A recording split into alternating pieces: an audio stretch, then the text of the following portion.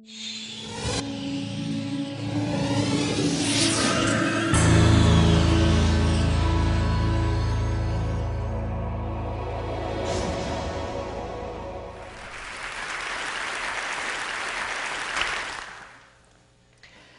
want to discuss with you this afternoon why you're going to fail to have a great career. I'm an economist. I do dismal. End of the day, it's ready for dismal remarks. I only want to talk to those of you who want a great career. I know some of you have already decided you want a good career. You're going to fail too, because goodness, you're all cheery about failing.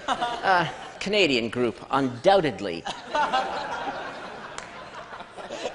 Those trying to have good careers are going to fail because really good jobs are now disappearing. There are great jobs and great careers, and then there are the high workload, high stress, blood-sucking, soul-destroying kinds of jobs, and practically nothing in between. So the people looking for good jobs are going to fail. I want to talk about those looking for great jobs, great careers, and why you're going to fail. First reason is that no matter how many times people tell you, if you want a great career, you have to pursue your passion, you have to pursue your dreams, you have to pursue the greatest fascination in your life. You hear it again and again, and then you decide not to do it. It doesn't matter how many times you download Stephen Jay's Stanford commencement address, you still look at it and decide not to do it. I'm not quite sure why you decide not to do it. You're too lazy to do it, it's too hard, you're afraid if you look for your passion and don't find it, you'll feel like you're an idiot. So then you make excuses about why you're not going to look for your passion. And they are excuses, ladies and gentlemen. We're going to go through a whole long list. Your creativity and thinking of excuses not to do what you really need to do if you want to have a great career. So for example, one of your great excuses is, well, great careers are really and truly, for most people, just a matter of luck. So I'm going to stand around, I'm going to try to be lucky, and if I'm lucky, I'll have a great career. If not, I'll have a good career. But a good career is an impossibility, so that's not going to work. Then your other excuse is, yes, there are special people who pursue their passions, but they are geniuses. They are Stephen Jay. I'm not a genius. When I was 5, I thought I was a genius, but my professors have beaten that idea out of my head long since. And now I know I am completely competent. Now you see, if this was 1950, being completely competent, that would have given you a great career. But guess what? This is almost 2012, and saying to the world, I am totally, completely competent, is damning yourself with the faintest of praise. And then, of course, another excuse. Well, I would do this, but, well, after all, I'm not weird. Everybody knows that people who pursue their passions are somewhat obsessive, a little strange. Okay, you know, a fine line between madness and genius. I'm not weird. I've read Stephen Jay's biography. Oh, my goodness. I'm not that person. I am nice. I am normal. I'm a nice, normal person, and nice, normal people don't have passion. But I still want a great career. I'm not prepared to pursue my passion, so I know what I'm going to do, because I have a solution, I have a strategy. It's the one Mommy and Daddy told me about. Mommy and Daddy told me that if I worked hard, I'd have a good career. So, if you work hard and have a good career, if you work really, really, really hard, you'll have a great career. Doesn't that, like, mathematically make sense? Not. But you've managed to talk yourself into that. You know what? Here's a little secret. You want to work really, really, really hard? You know what? You'll succeed. The world will give you the opportunity to work really, really, really, really hard. But are you so sure that that's going to give you a great career when all the evidence is to the contrary. So let's deal with those of you who are trying to find your passion. You actually understand that you really had better do it. Never mind the excuses. You're trying to find your passion, and you're so happy. You found something you're interested in. I have an interest. I have an interest. You tell me. You say, I have an interest. I say, that's wonderful.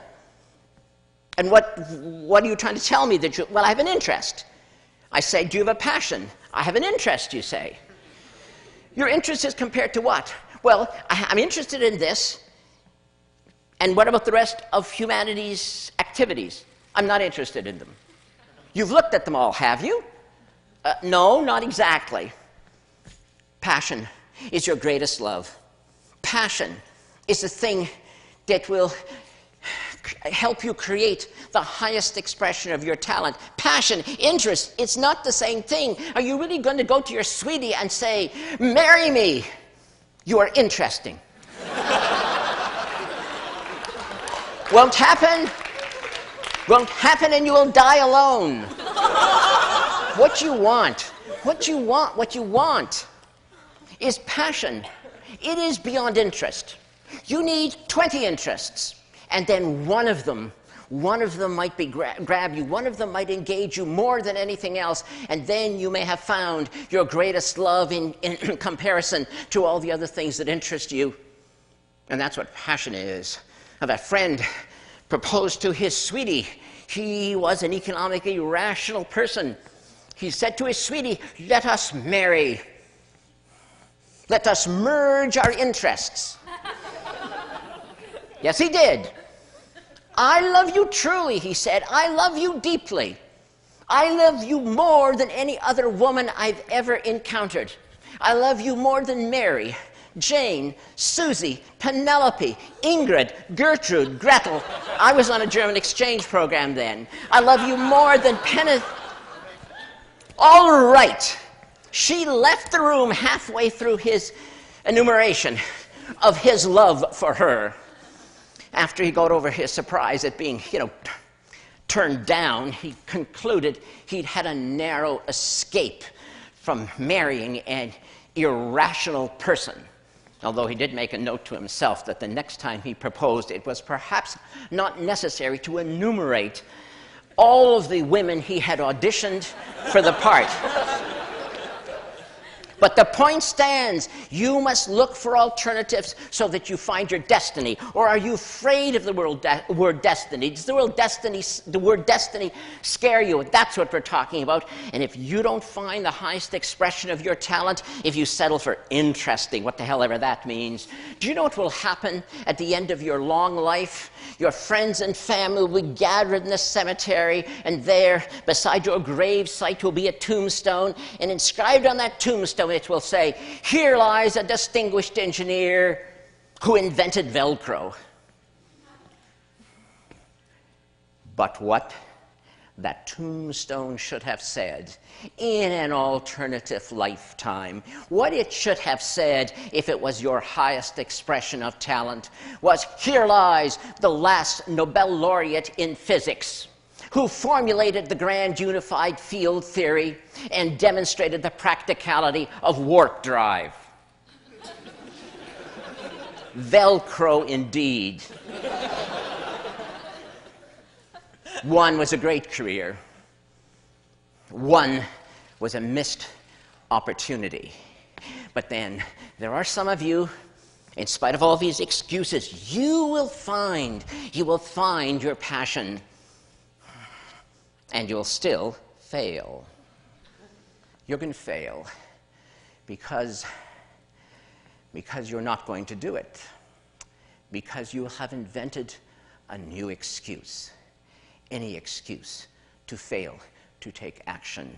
And this excuse I've heard so many times. Yes, I would pursue a great career,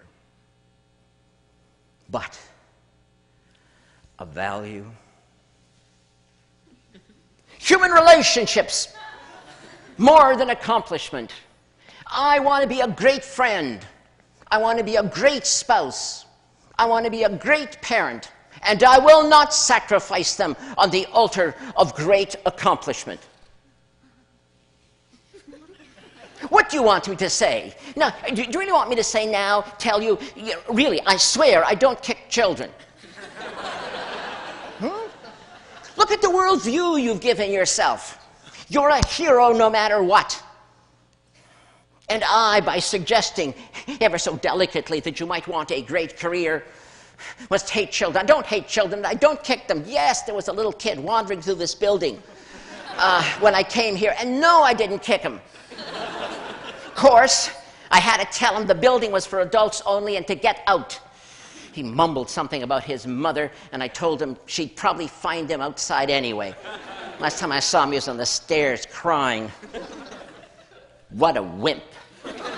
Well, but what do you mean? That's what you expect me to say. Do you really think it's appropriate that you should actually take children and use them as a shield?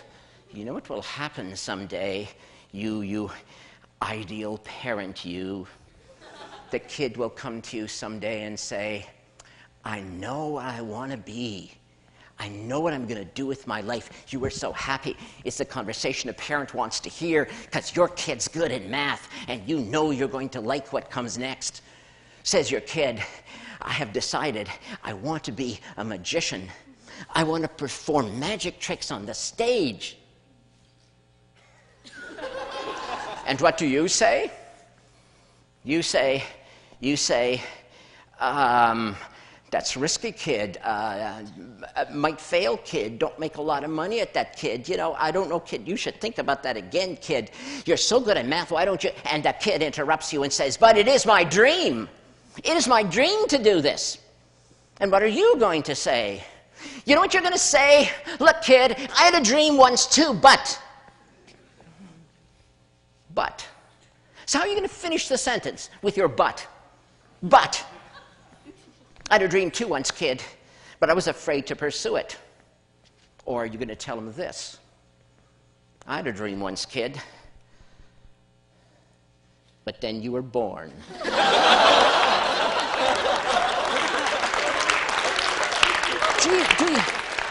Do you really want to use your family? Do you really ever want to look at your spouse and your kid and see your jailers?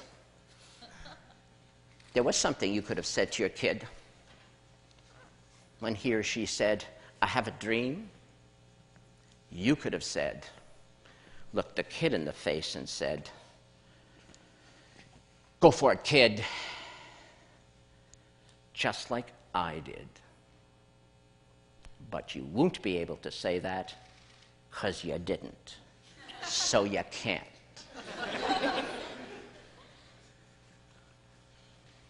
And so the sins of the parents are visited on the poor children. Why will you seek refuge in human relationships as your excuse not to find and pursue your passion? You know why. In your heart of hearts, you know why, and I'm being deadly serious. You know why you would get all warm and fuzzy and wrap yourself up in human relationships. It is because you are. You know what you are. You are afraid to pursue your passion. You're afraid to look ridiculous. You're afraid to try. You're afraid you may fail. Great friend. Great spouse, great parent, great career. Is that not a package? Is that not who you are? How can you be one without the other? But you are afraid. And that's why you are not going to have a great career. Unless that most evocative of all English words, unless. But the unless word is also attached to that other most terrifying phrase. If only I had, if only I had, if you ever have that thought ricocheting in your brain, it will hurt a lot. So those are the many reasons why you're going to fail to have a great career, unless